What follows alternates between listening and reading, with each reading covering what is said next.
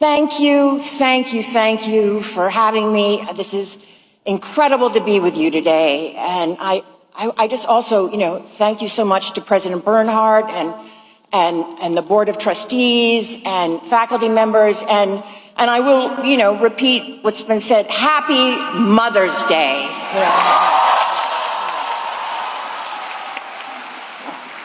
And there's very proud moms out there.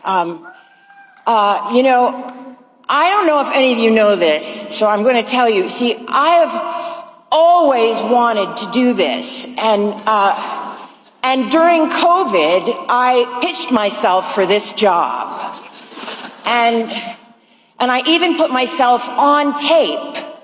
I really did, and it's still on my Instagram. I did a speech in front of some scary looking dolls at my house. And I did it, this was during the very center, the scariest part of lockdown. And I ended up getting a note back, and they said, "We've decided to go in a different direction." I guess I just want to say, I guess it wasn't my year, But the second time was a charm, and now I'm here, I'm speaking with you, and I just want you to know that I'm excited that I'm speaking with, some very excited gay students.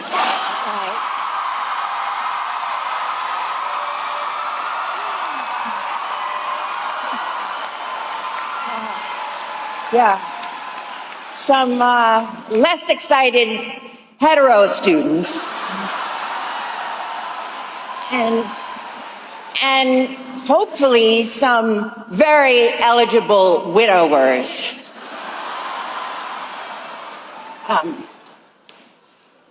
I want you to know that I'm so grateful to be back on campus in the Aganis Arena, home of BU's men's hockey.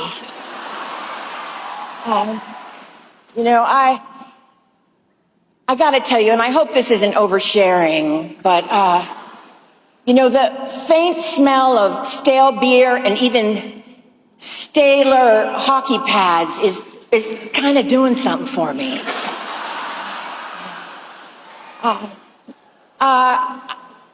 I want you all to know that I grew up just 40 miles down the road in Norwell, Massachusetts. I did. And if you had told the kids that I grew up with that I would once, one day, I would have this opportunity like this, they would have laughed in your face. And I'm being honest. And to be fair, I kind of get it, because I was a very, very strange kid. And I guess you had to be there, but I was really kind of odd, and I promise you my parents will vouch for me. And to all the parents and caregivers in the audience that are worried about their kids succeeding, I just want to say, don't. And I say that because when I was in the first grade, the last day of school was called Field Day, and Field Day was a really big deal. It was when grades 1 through 6 competed all together at Osborne Elementary. And my teacher took our class out to the obstacle course, and before we ran it, she just wanted us to know what we had to do. And she walked us all through pointing out everything. You have to go through the tires, you have to go under a log, you have to jump over this, you have to, swing on the ropes, and then you have this last sprint to the end. And that's when you cross the finish line. And when the gun went off, I ran like hell. I did, and I was running alongside Kathy Merritt, the fastest girl in school, and I crossed the finish line ahead of her, and I was so elated that I had won. And it meant, to me, it just meant that I was going to get the blue ribbon. And then the teacher came up to me and told me that I didn't win the blue ribbon because I was disqualified. And it turns out I had skipped all of the obstacles. I just ran along the outside. And it was just incredibly traumatizing because, I don't even know if the whole school started to shame me about this. And, this was like 15 years ago, so it feels like yesterday. But, I carried a lot of shame with that obstacle course debacle, and it was mostly, it was my classmates. They teased me for so many years about it, and they had pretty thick, like, Boston accents, which made it sound so much meaner, Like they were saying stuff like, "Good going, Jennifer, you friggin' idiot." And, "Who taught you directions? Amelia Earhart?" And, "Jennifer, the clams in my chowder are smarter than you." "Go Sox!" But you have to understand, I became completely paranoid as a little girl, and that I didn't understand. It was completely clear that I didn't understand what was going on, and I kind of didn't. I was unaware, and I realized I was going to go the rest of my life as a joke, and I was so uncomfortable with myself. I began to completely live in my head, and from that moment on, and even as a child, who was scared, I just couldn't comprehend the world somehow, and somehow I made the decision in this moment, and I remember it well, that you just have to have insane expectations and believe they're going to come true. And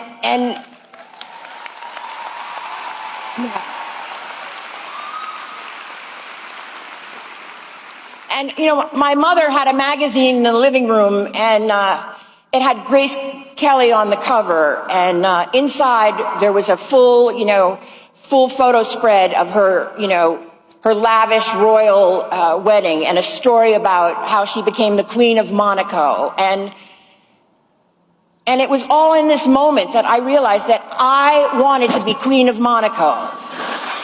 And I genuinely, I'm not kidding, I convinced myself that I had a chance at it. And I almost hypnotized myself into an impossible life. I planted the seed, something, so far beyond that, something realistic, in my brain. And I expected something great would really happen to me. And in retrospect, it was the one and only thing I really had going for me. And, I had this thing inside of me telling me that I could achieve anything in this world, and there was just nothing to back it up, and I'm really talking like severe depression aside, my fantasies somehow they sort of gained momentum, and I sort of started to power my reality somehow. And you can always probably relate to really wanting something. I bet everyone in this room really wants something. And maybe it's a writer here. You want to be a famous writer, or just a decent writer, or a great director, or an actress who gets a job or two. Whatever you want. But it's all okay. It's all totally okay. But when you find the thing that you want to do, I really want to highly recommend, just frigging go for it.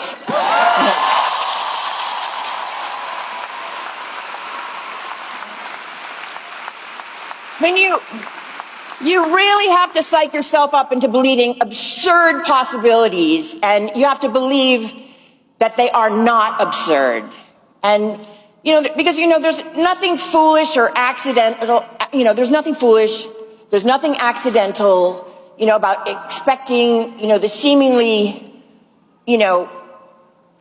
things are unattainable for yourself, and I don't care so much about what other people think right now. For so much of my life, I was in this constant state of just recovering from something that someone had said to me or had said about me. And that's what you get if you're overly sensitive, like I'm sure a lot of you can relate to this, but there is a benefit to being overly sensitive. And that is, I don't know, I think somehow you're better at stuff. I don't know. You're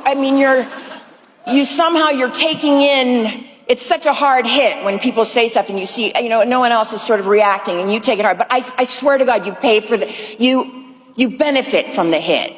And I don't even regret that anymore. And, I just want you all to hear me say that, don't listen to the people who mess up the real story that you've got going. And,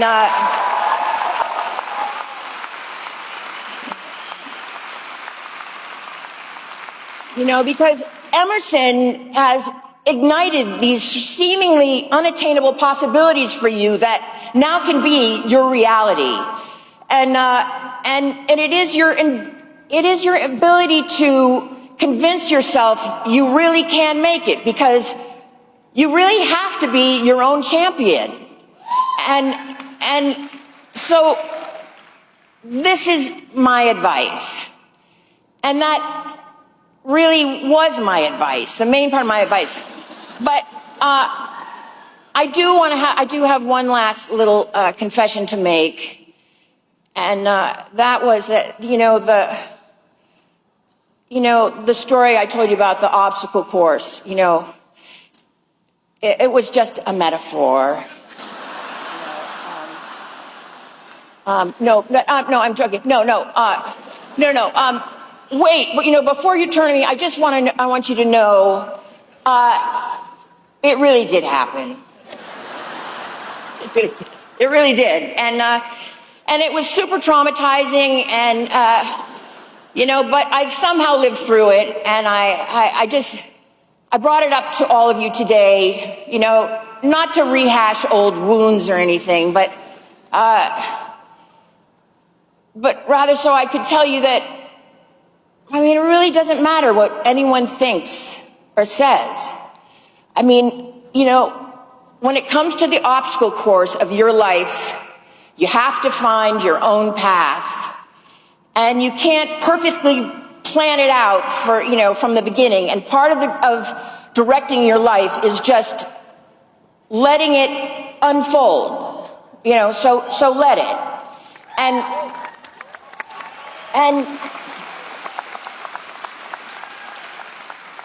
And personally, the best thing that happened to me is that it didn't happen to me for a very long time. And it didn't happen, it just didn't happen early on. And I think that is what kept me going with my unrealistic belief in myself and what was possible. And despite all of the hideous rejection, it just went on. I got turned down. Like, I would go in for an audition where my only line was to get in an elevator and just saying, going up. And they didn't want me,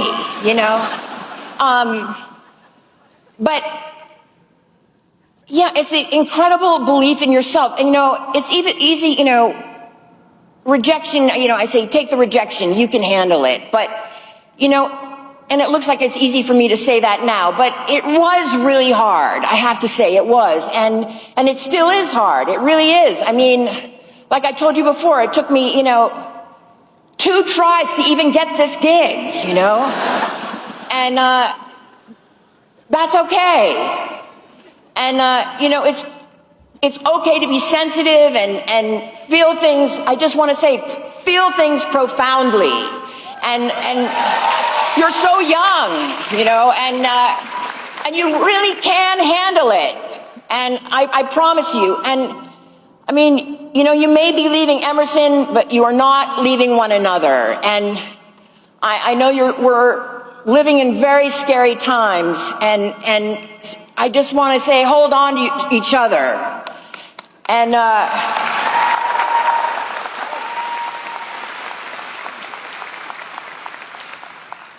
there are no great expectations to be realized without great people to realize with them. And I very strongly feel that way. I am so, I mean, I just can't, it's hard not to cry, but I'm so unbelievably proud of all of you. And I cannot wait to see, you know, what's ahead for you.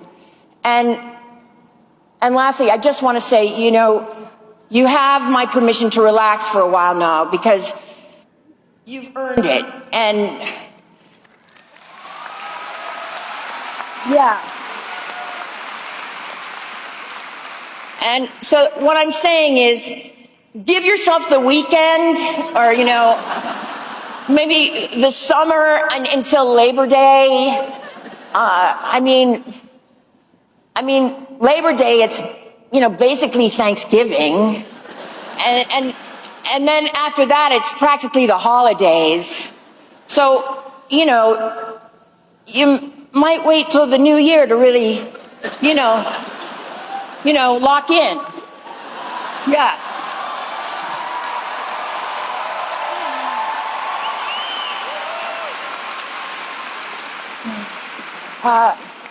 You know, the pure wins in life really call for celebration, and this today for all of you is a pure win. And